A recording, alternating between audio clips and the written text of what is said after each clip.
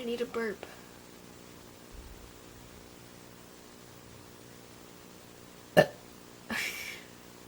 So much buildup. On to my second book of the year. The second book I read in 2015 was Please Ignore Vera Dietz by A.S. King. I got this book a long time ago. I went to the Texas Teen Book Festival and I went to a couple panels and A.S. King was in a lot of them, and I fell in love with her personality, so I thought, I'm gonna get one of her books.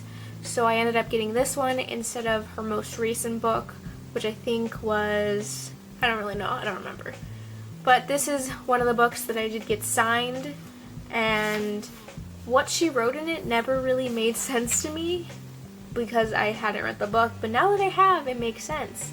And it says, fundamentally, we deliver ourselves, and now I get it. It's like this revelation that took me 4 months to get. Please Ignore Vera Dietz is about Vera Dietz, who needs to come to terms with Charlie, her best friend's death. From the beginning, the reader doesn't really know how Charlie died. It's very ominous about how that all played out, and it isn't really till the end that you sort of piece together what exactly happened, and even Vera kind of doesn't know some of the details as well, and that's what really motivated me to read the book and to read it, I think, in like 2 days. I just wanted to know why he died.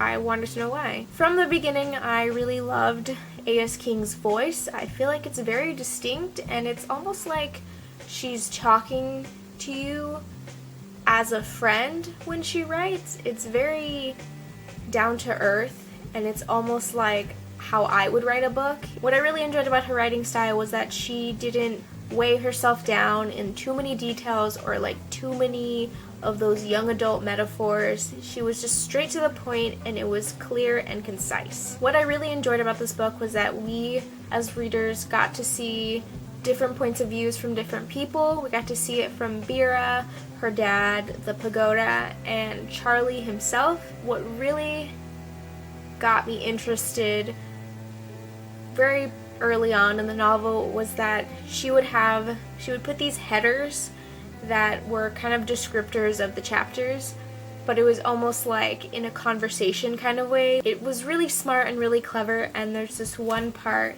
where in the very beginning where she says something about her mom, and then the next chapter title, it says, "You're wondering where my mother is." It just really connected to the story, and it made the headers seem not useless like some books do. I felt like this novel centered around 3 very important and different relationships. Vera and her dad were one of the main relationships in this novel, and I felt like it was different than a lot of things that I've read. I've never read a single father and a daughter before, and I've never read a pair like that who get along so well. They're very similar in a lot of ways, and I felt like their growing relationship throughout the book was so endearing to me. At the end of the novel, they have this really moving scene where they're getting rid of their past and they're moving on with each other.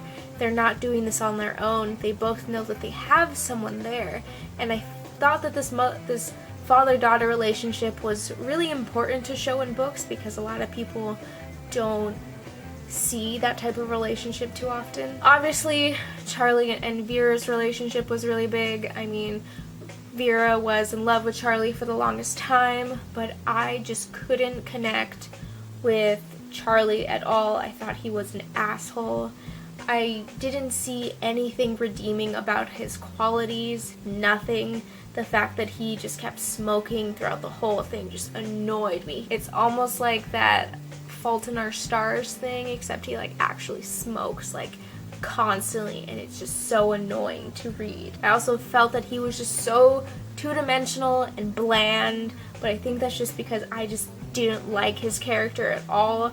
I think he was very well written, but I hated him. And the chapters also kind of go through this past and present sort of deal, and in the beginning I was really interested in the past with just Charlie and Vera, but as the book progressed I just started not caring. I was more focused on Vera in the present, in the now.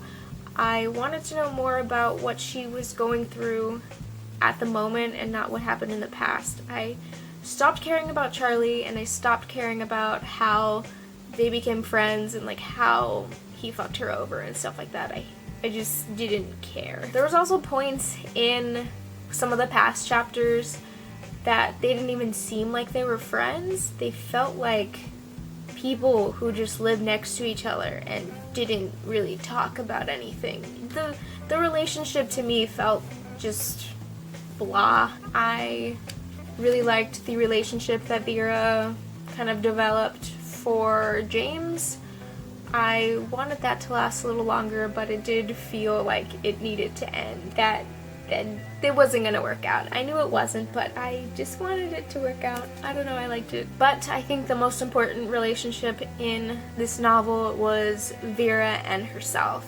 She really needed to come to terms with what happened to Charlie and how the past happened, and she just needed to confront it, and she needed to better herself. She needed to move on, and she needed to take that step in the right direction, and I feel like she did. I enjoyed the ending. It was a nice little moving moment for me. I wouldn't want it any other way. I felt like it was a really smooth ending. It didn't feel rushed. It didn't feel that I wanted more. I felt very content with it. But one thing I do want to point out is that this one quote in the novel, it just didn't sit right with me. This book does have trigger warnings for abuse. It's not like a main plot point, but it does come up multiple times in the book. And I wouldn't say anything is like truly triggering, but if you are affected by abuse triggers, I would maybe read this cautiously. Miss Khan answered in her usual chippery, hide the bruises sort of way, and when I asked if I could talk to Charlie, she told me he was out.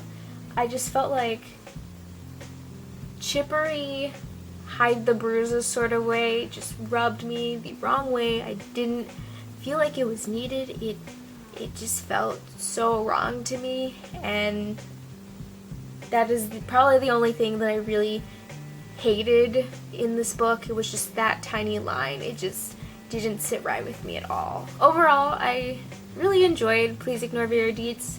I gave it a solid 3 stars on Goodreads. I felt like me not connecting to Charlie, who is the main character, and me kind of not connecting to Vera that much either was kind of a downfall, and which is what made me give it 3 stars. Would I recommend this to someone who, say, maybe likes The Fault in Our Stars or looking for Alaska? Probably. If you are more into The Cuckoo's Calling or something else, I wouldn't. I could say you could skip this if you wanted to. Thank you for watching. This has been my second review of 2015. And I will see you guys in my next video. Bye! So it's like really cold in here, so I'm gonna wear this blanket through the video.